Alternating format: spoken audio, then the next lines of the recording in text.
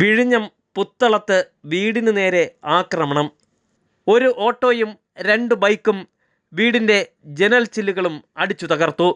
ഇന്നലെ അർദ്ധരാത്രിയോടുകൂടിയായിരുന്നു അക്രമികളുടെ അഴിഞ്ഞാട്ടം. വികലാംഗനും ഓട്ടോ ഡ്രൈവറുമായ പയറ്റുവിള സ്വദേശി രാജശേഖരൻ്റെ വീടിന് നേരെയായിരുന്നു ആക്രമണം.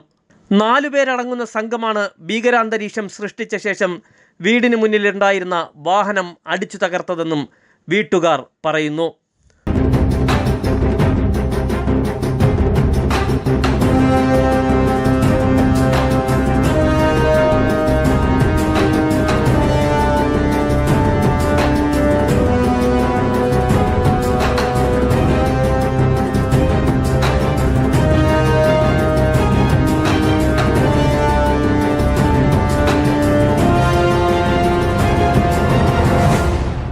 പ്രതികൾക്കായി പോലീസ് അന്വേഷണം ആരംഭിച്ചിട്ടുണ്ട്.